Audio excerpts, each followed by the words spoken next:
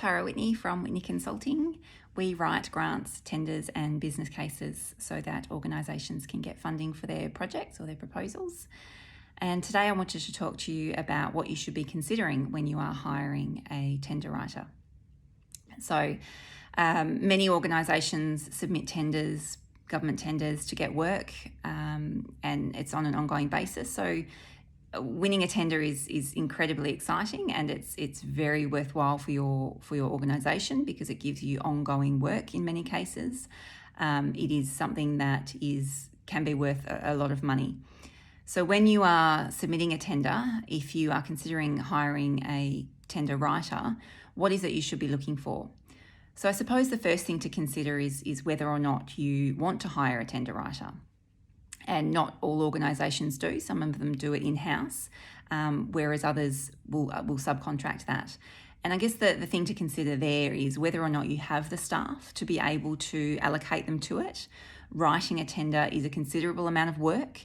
It will take them away from their day job. And when you are writing a tender, you don't want to be distracted. So it is something where you have to really get your head into the criteria. There are some parts of a tender which are pretty much just copy and paste your ABN, all that sort of thing, that's fine. But once you get to the actual selection criteria, you really need to have your head in the game. You really need to be focused. You need to have reviewed that request for tender really well, to have it all in your head, to know the terminology that they're using, all of the things that they're trying to achieve, and what the question is asking, and make sure you capture everything about your organisation that they need to know in your response to that question. So it's something that you need to give your staff the time to do. You can't be having them do it as just part of their daily work and have them being called away and have people coming to their desk and asking them questions and getting phone calls. It will detract from the quality of the work that they do. If you're going to do that, give them time to go and sit away and do the tender. So if you don't have the time or resources to have that happen, then you may want to consider outsourcing it. Also, if you are going to be applying for more than one tender in the future, it's probably worth getting your first one outsourced, so to a professional tender writer, so that you've got a really good quality template to go from. And then your employee can look at that tender template and can copy it and can just use that as a basis for future tenders. So it would be worthwhile doing it in that case.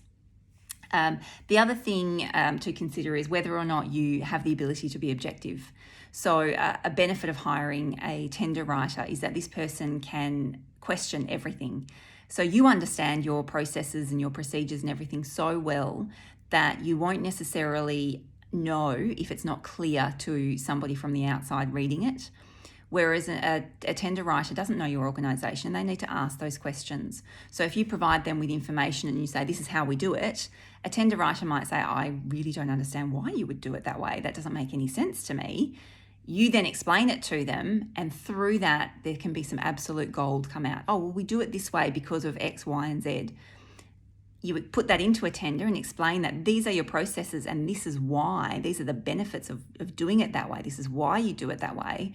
It is a whole lot more compelling and far more likely to get you the work than if you just say, this is the way we do it, and you don't explain why. And the assessor, is if they're reading it going, well, I don't understand why you would do that. That's more work, or it's more complicated. Why would you do it that way?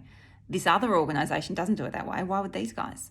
But if you've actually said, we do it for these reasons and these benefits, then it sets you apart as you are better than the other organisation because you do this extra work for this really good reason, and it makes you better. You do better quality work or whatever the reason is behind it. So if you can't be objective and you can't really look at it and make sure it is clearly understandable to an assessor, then maybe you should consider getting a tender writer to give you that value. So if you decided that you are going to hire a tender writer, then what should you look for? Now, obviously, success is a huge thing. So making sure that your tender writer has had success in writing tenders in the past. But you also want to look for somebody that gels with you and somebody that has been referred. So I would highly recommend that you talk around and ask for recommendations for somebody. Working with a tender writer can be amazing, and it can be really difficult. If you get a tender writer who asks you questions 10,000 times a day, then was it really worth your time? You probably should have just written it yourself.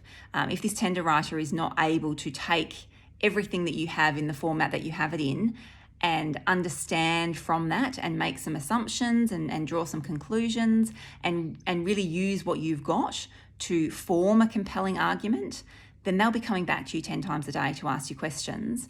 And you probably should have just done it yourself because it hasn't been worthwhile. So I really recommend that you find somebody who has worked with that person before. If you can't find any recommendations, then ask the tender writer to provide some for you. So ask them to give you the contact details of somebody that they've worked with or a few people that they've worked with. And that way you can go to them directly and ask them to be extremely honest and let you know how was it working with that person. I definitely recommend you do that before you make your decision. And also another thing to ask them is whether they've had experience, not just applying for tenders, but whether they've actually had experience assessing them and working in government.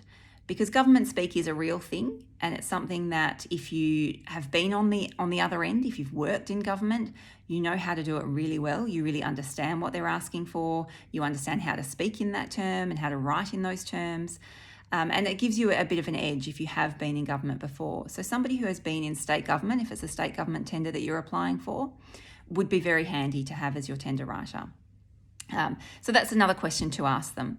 If they've been in procurement, even better. So if they've actually worked in government procurement, then they really do understand. They've actually assessed tenders before.